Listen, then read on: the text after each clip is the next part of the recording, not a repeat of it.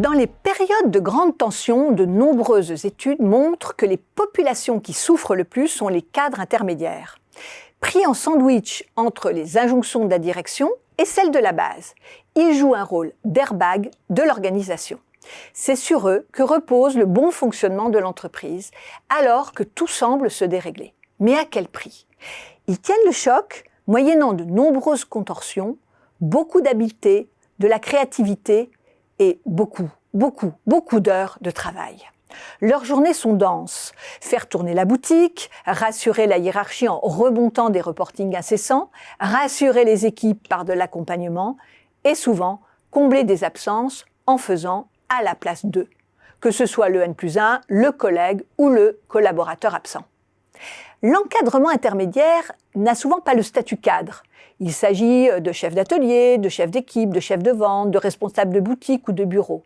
Leurs équipes ont des tailles variables, mais le malaise observé n'est pas forcément corrélé avec le nombre de collaborateurs. Ce malaise vient de ce que des chercheurs américains, Katz et Kahn, ont défini comme les tensions de rôle dans leur ouvrage de 1966, The Social Psychology of Organizations. À leur suite, de nombreux chercheurs se sont penchés sur le sujet, tellement il est récurrent.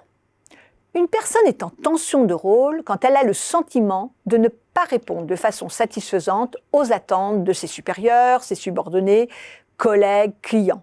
Bref, le sentiment de ne pas être à la hauteur alors qu'elle s'agite dans tous les sens, qu'elle travaille énormément et qu'elle ne voit pas le bout du tunnel. Les conséquences peuvent être lourdes. Insatisfaction au travail, intention de départ, désengagement, démotivation, stress, épuisement professionnel, dénigrement de soi, désimplication. Tout ce qui peut conduire au burn-out. Les indicateurs sont simples. Hausse des absences, baisse de performance, comportement atypique. Katz et Kahn définissent deux types de tensions de rôle. Le conflit de rôle, quand la personne reçoit des demandes contradictoires, comme faire plus et mieux avec moins, mais aussi dans les organisations matricielles des ordres venant de deux supérieurs hiérarchiques et qui se contredisent. Le conflit peut aussi se situer entre les demandes et les valeurs de la personne, ou encore entre les différents rôles qu'elle endosse. C'est le cas quand on exige d'un père ou d'une mère de famille de faire des heures supplémentaires le soir, par exemple. La deuxième catégorie de tensions de rôle sont les ambiguïtés de rôle, qui renvoient au manque d'informations concernant l'évaluation, le contenu des attentes, les limites des responsabilités. Ce flou maintient le manager intermédiaire en tension, car il n'a pas de cadre précis et doit sans cesse s'auto-ajuster avec la crainte de mal faire. Les managers intermédiaires, s'ils résistent, n'ont souvent pas d'autre solution que de reproduire le système en cascade, ce qui génère un climat complètement délétère et mortifère dans l'entreprise. Il existe 4 causes identifiées à ces tensions de rôle, mais qui, bien gérées, peuvent les réduire considérablement. La communication, en vérifiant que la personne a bien compris ce qu'on attend d'elle, que ce qu'on lui demande n'est pas en contradiction avec d'autres consignes, et que ce soit gérable pour elle quand elle devra retransmettre à ses équipes ses attentes. Le feedback et l'écoute pour une bonne prise en compte du bas vers le haut des attentes de la base.